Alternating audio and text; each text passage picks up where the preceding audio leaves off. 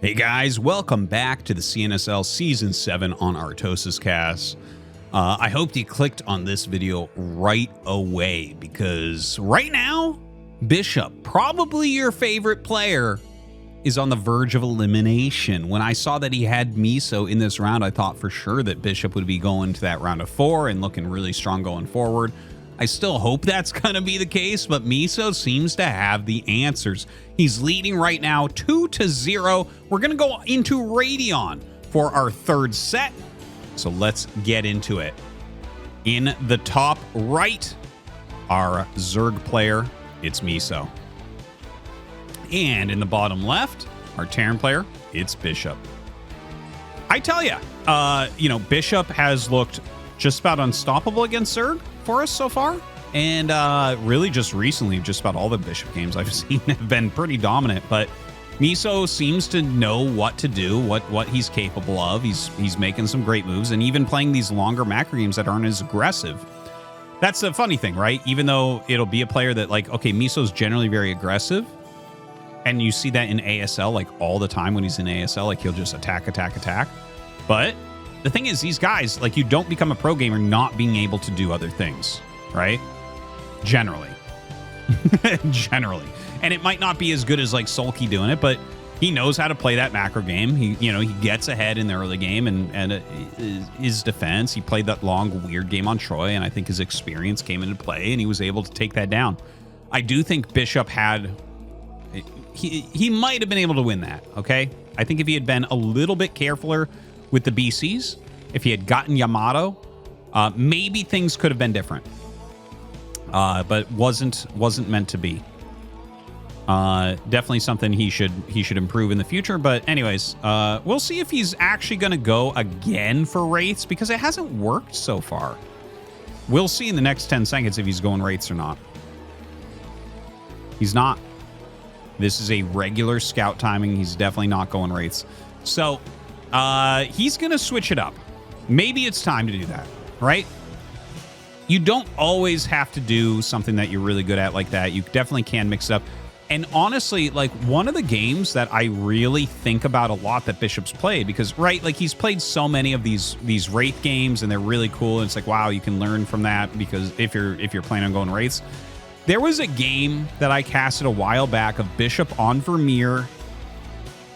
I can't remember what Zerg he was against, but he went really mass fire bats. And we've had more and more games lately with mass fire bat as one way to help break Dark Swarm. But that was Bishop, the first game I saw a pro really do that was Bishop, right?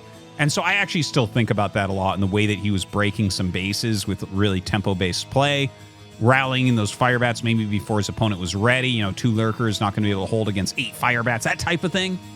So Bishop knows what he's doing. He absolutely can play this type of game. And he will get up here with the scout and go ahead for his command center. Consistent SCV production here. Everything looking good.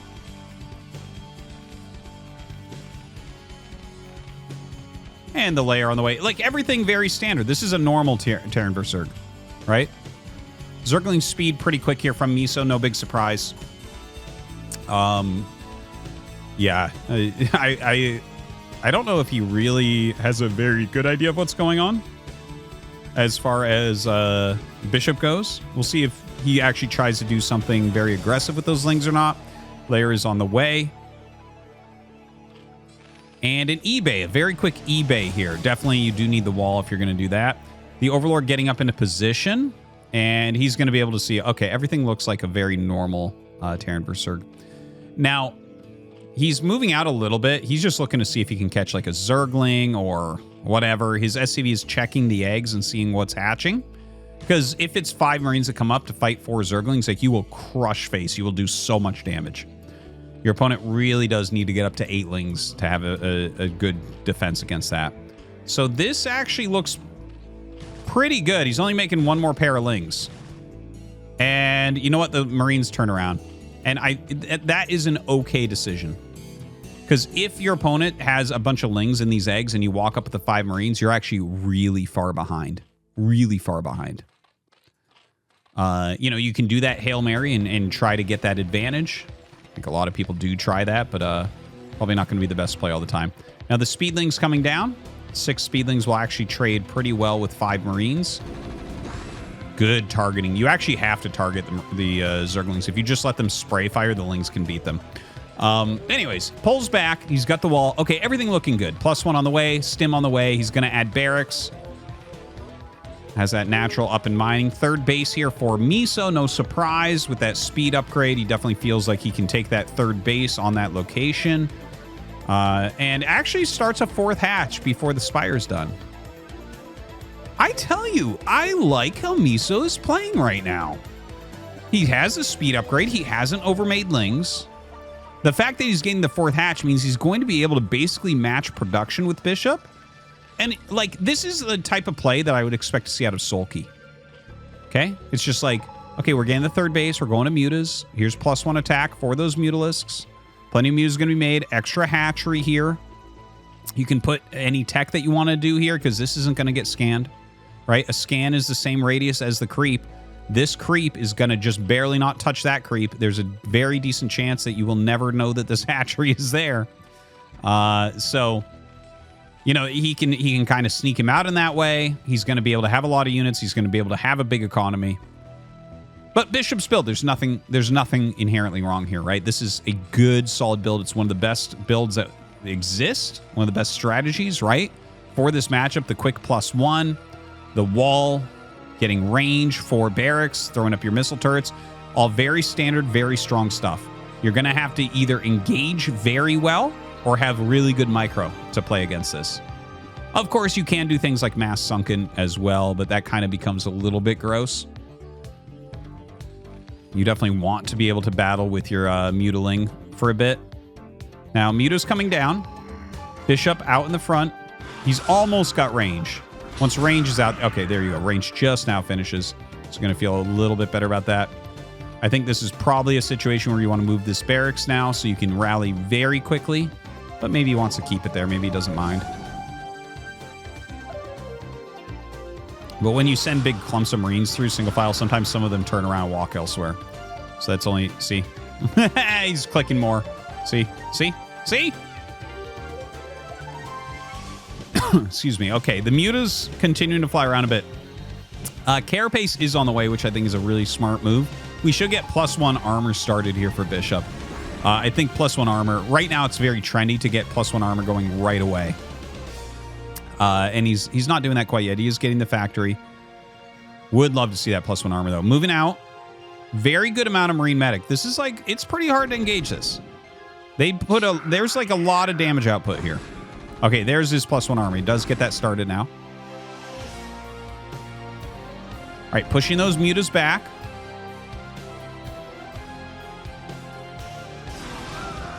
Mutas coming in. Not really getting their swipes. Very hurt Mutalisk there. Okay, so he's got the full group of 11. Probably wants to swap out that hurt one. Making a few sunkens. Has one sunken here. Of course, you'll be missing shots going uphill against that, so it is still going to be pretty strong. He did swap out the really hurt Muta. Okay, there you go. He's looking for those angles.